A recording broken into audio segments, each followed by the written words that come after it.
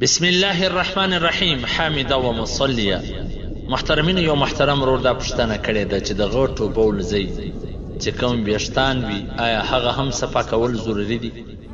محترمینو، د زریناف ویښتانو حکم موږ بار بار بیان کړی دی چې د دې حدود کم دي. دا د نامه لاندې چې کوم لیکلي د مثانې سر دا بارډر چې دی د نس او د مثانه چې سره جلا کړي، د دې ځایه سه د خصیتین او د غرنګه د کشنی بولو ځای څلور ګوتې یو طرف بل طرف داسې، او د دوبرې چې کومه مسله ده د مقعد، نو احسن الفتاوا هغه هم دا لیکلي دي چې دغه صفایي هم واجب ده، چې د دوبرې کم ویښتانې شاوخوا دا واجب دي. او علامه طحطاوي رحمه الله و دې ته مستحب لیکلی دي، لیکن علامه ابن عابدین رحمه الله د دې حکم هم د نور ویښتانو رنګ کړی دي. احسن الفتاوا جلد نمبر 8 صفحه نمبر 28.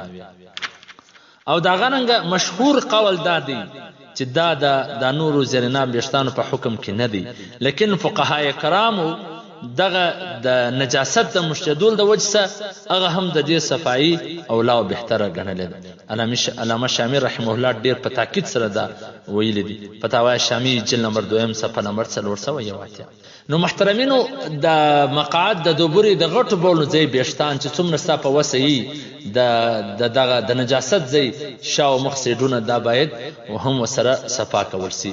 او د دې چې کوم میادې هر هفته چې وي زریناب ویښتان د بغل ویښتان هر هفته کې صفا کول مستحب دي. په کار دا ده چې هر هفته کې وسي، او که هفته کې نه وي 15 ورځې کې در 40 ورځې به نه اړوي، باید ژر د صفایي وسي. او د نارینه‌و دپاره په بلیډ باندې په پنر باندې زریناف ویښتان دا لرې کول افضل دي. او که چیرې دوی هم پاوډر استعمال کړي نو هیڅ مشکل نه داري، څه مشکل نه لري، صرف مستحب داري چې په بلیډ سره وسي. او د زنانو دپاره مستحب داري چې پاوډر استعمال کړي، او که چیرې زنانې هم بلیډ استعمال کړي، پنر استعمال کړي، نو هم څه مشکل نه لري.